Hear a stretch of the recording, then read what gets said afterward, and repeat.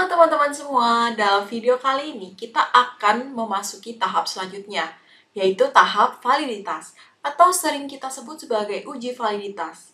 Nah, apa sih sebenarnya uji validitas itu? Uji validitas itu merupakan suatu proses untuk mengumpulkan bukti-bukti apakah tes tersebut sudah mengukur apa yang ingin diukur atau belum.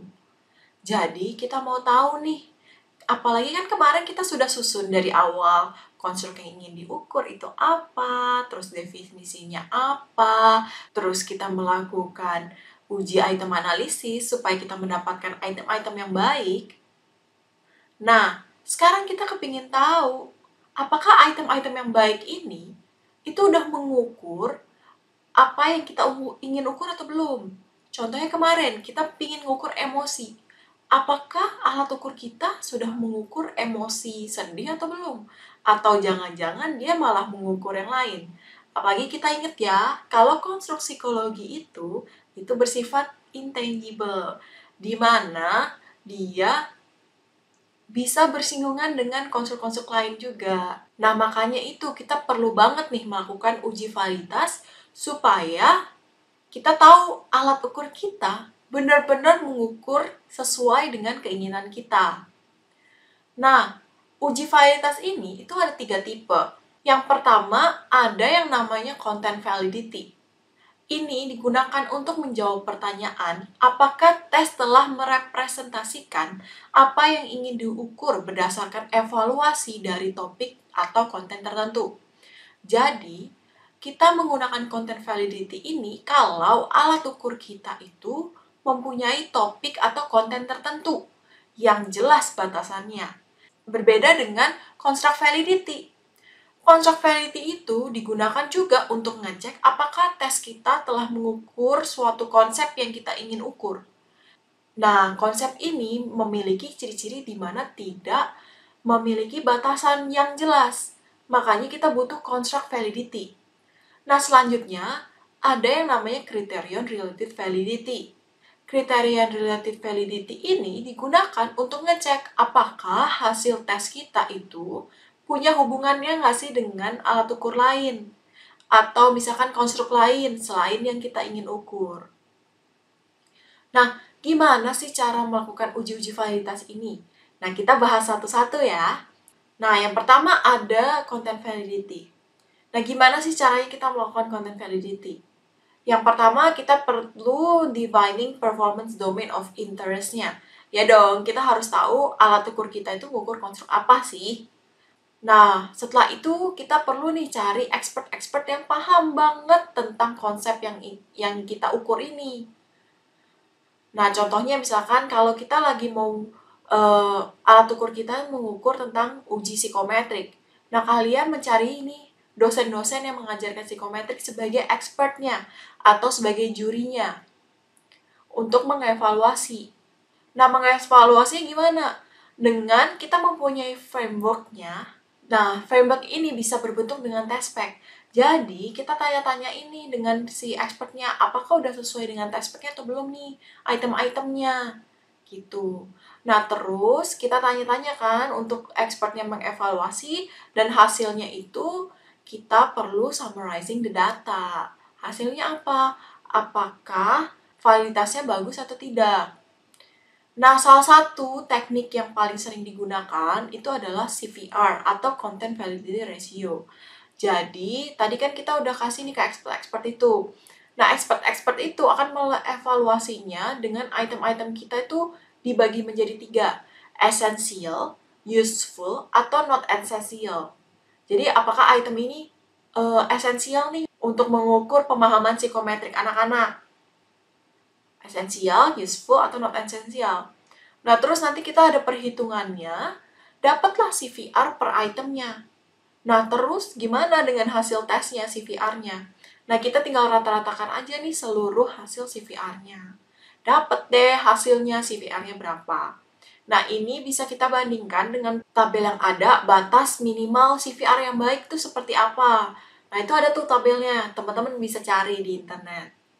Nah, selanjutnya, gimana caranya untuk construct validity? Nah, pertama kali kalau kita mau melakukan construct validity, kita perlu nih menuliskan satu atau lebih hipotesa yang kita punya. Hipotesanya contohnya gimana sih? Apakah alat ukur kita tuh udah mengukur A dan tidak mengukur B gitu contohnya. Jadi, apakah kita punya hipotesa yaitu alat ukur kita mengukur emosi sedih, bukan emosi marah, seperti itu. Nah, setelah itu kita select atau develop a measurement instrument. Ya dong, kita harus punya alat ukurnya yang kita mau ukur untuk melakukan uji validitas. Kan tadi kita udah ngelakuin item analisis, makanya kita perlu melakukan uji validitas. Nah, lalu kita mengambil empirical data untuk mengetes uji hipotesa kita. Setelah itu kita menentukan apakah hipotesa kita diterima atau tidak. Nah, cara ngetesnya gimana nih? Nah, untuk cara ngetesnya, uji validitas konstruk ini dibagi menjadi dua, yaitu ada dengan mencari bukti secara internal dan eksternal. Nah, kalau bukti internal itu maksudnya kita mencari buktinya dengan alat ukur kita aja. Sedangkan kalau eksternal itu kita mencari bukti dari luar dari alat ukur kita. Nah, biasanya yang lebih sering dipakai adalah bukti eksternal. Apalagi kan kita membuat alat ukur yang baru. Jadi kita mau membuktikan nih, apakah alat ukur kita benar-benar mengukur konstruk itu atau bukan. Makanya kita menggunakannya external evidence. Nah, gimana nih caranya? Internal evidence itu kita bisa melihat dari 3 cara, yaitu internal konsistensi, faktor analisis, sama multi-trait, multi-method matrix. Bedanya apa sih? Internal konsistensi ini kita melihat konsistensi alat ukur kita, apakah telah mengukur konstruk yang sama atau enggak. Ini dengan menggunakan korelasi, si item dengan totalnya. Kita korelasikan seperti itu. Nah, kalau misalkan item itu udah memiliki korelasi yang baik dengan si totalnya, artinya item-item tersebut udah mengukur hal yang sama. Makanya itu kita sebut sebagai internal konsistensi. Apakah item-itemnya sudah secara konsisten mengukur hal yang sama atau enggak. Nah, kedua ada faktor analisis. Nah, faktor analisis ini merupakan salah satu teknik statistik yang digunakan untuk melihat apakah udah mengukur faktor-faktor yang sama atau belum. Nah, selanjutnya ada yang namanya multi-trait, multi-method matrix. Jadi, ini digunakan untuk alat ukur yang mengukur banyak traits gitu. Selain banyak traits, kita juga menggunakan banyak method. Misalkan dengan self-assessment, atau nanti dengan peer assessment, terus nanti ada dengan self-report atau apa, dan lain-lain. Dan banyak banget yang bisa gunakan. Nah, nanti akan dijadikan matriks. Seperti itu. Nah, untuk external evidence, ada 3 juga nih caranya. Pertama, dengan mengkorelasikan dengan alat ukur lain. Nah, jadi kita nyari nih alat ukur yang mungkin udah mengukur konstruk yang mirip-mirip, tapi ada bedanya dengan kita.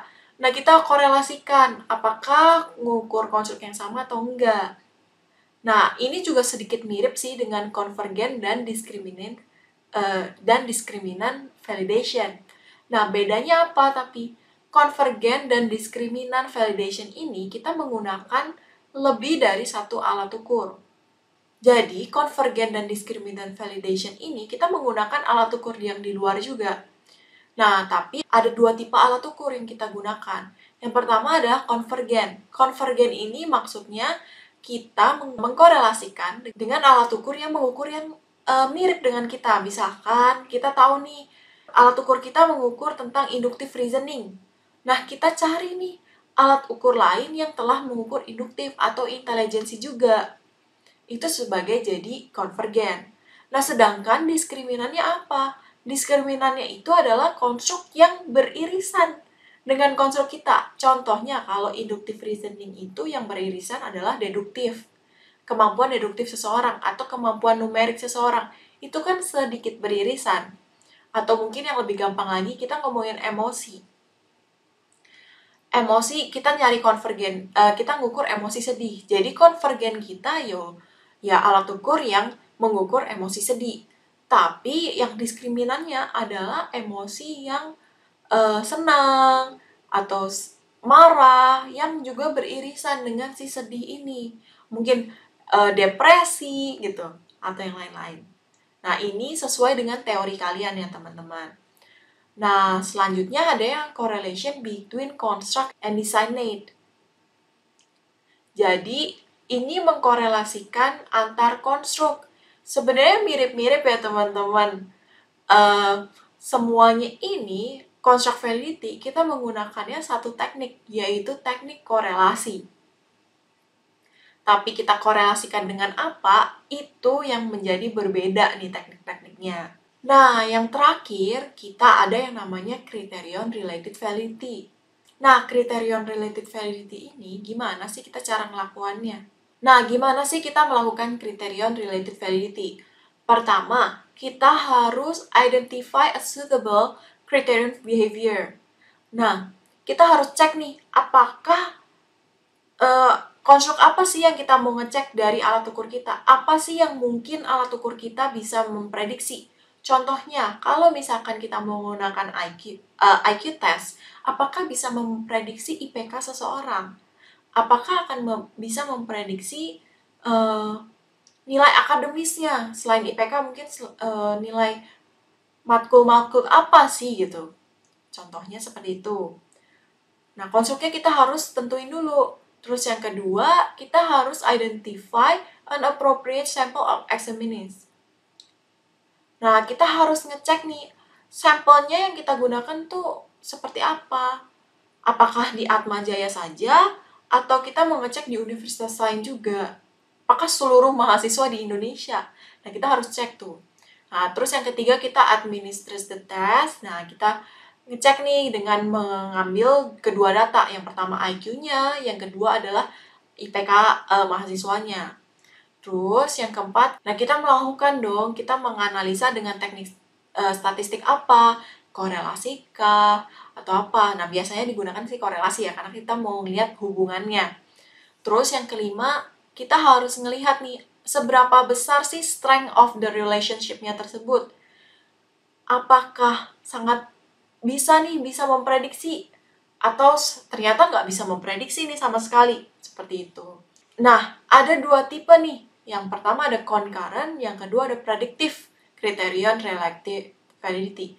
Nah, bedanya apa? Kalau concurrent, kita meneliti dari data yang sudah ada. Sedangkan kalau prediktif, itu kita menggunakan tes kita itu untuk memprediksi ke depannya seperti apa sih. Nah, kalau concurrent itu adalah data yang dua-duanya itu bisa kita dapatkan secara bersamaan. Sedangkan kalau prediktif, itu adalah, jadi alat ukur kita itu nanti akan memprediksi sesuatu yang di depan, di masa depan. Dan datanya itu kita harus ambil, ada time intervalnya. Jadi mungkin kita harus nunggu 2 minggu, atau nunggu sebulan, atau nunggu 1 semester untuk mendapatkan data satunya lagi. Nah, setelah kita mengetahui nih, ada 3 tipe kan, cara-caranya juga kita udah tahu nih. Apakah perlu sih kita melakukan uji validitas ketiga-tiganya? Sebenarnya kita nggak perlu. Kita melakukan uji validitas itu sesuai dengan kebutuhan kita aja. Nah, jadi kapan kita melakukan contract validity, kapan kita melakukan content validity, kapan kita melakukan criterion related validity. Yang pertama, kita harus cek dulu apakah kita ingin mengetahui tes kita telah mengukur konstruk yang diukur atau enggak. Kalau iya, kita ada dua pilihan, yaitu content validity dan construct validity. Tapi bedanya adalah, kalau content validity itu untuk konstruk-konstruk yang tangible, di mana kita udah tahu nih batasan-batasannya. Contohnya seperti apa sih? Hasil belajar. Kalau hasil belajar kan kita tahu nih batasannya, di mana kayak, oh kan kita ngajarin sampai ngomongin validitas. Berarti nanti kita ngukurnya sampai validitas aja nih. Seperti itu. Sedangkan kalau intangible, kita baru menggunakan construct validity, di mana kita mengukur konstruk yang nggak ada nih batasannya. Kita nggak tahu, contohnya seperti intelijensi, emosi, konstruk-konstruk psikologis lainnya. Nah, kapan kalau kita mau melakukan criterion related validity? Kalau kita mau mengetahui apakah alat ukur kita itu mempunyai relasi dengan konstruk lainnya atau enggak. Nah, jadi, seperti itu teman-teman. Kalau kita nggak perlu nih ngelakuin semua uji validitas. Jadi, sesuai dengan konstruknya. Atau sesuai dengan tujuan yang kita mau lakuin. Nah, terus outputnya seperti apa? Nah, output validity itu ada dua, yaitu kita bisa bilang, oh alat ukur kita ini memiliki high validity index, artinya telah mengukur konstruk yang sesuai nih. Atau low validity index, di mana, oh sebenarnya ngukur hal ini, tapi kurang sesuai. Kenapa? Nah, itu bisa dijelaskan lebih lanjut melalui analisa teman-teman. Nah, ini sih sekilas mengenai uji validitas. Untuk mengetahui selanjutnya, mungkin teman-teman bisa baca-baca nih buku-buku referensi yang aku gunakan untuk menjelaskan. Nah, setelah kita melakukan uji validitas, apa sih yang kita harus lakukan selanjutnya? Nah, kita akan melakukan uji reliabilitas. Nah, apa itu maksudnya? Kita akan bahas di video selanjutnya. Dadah!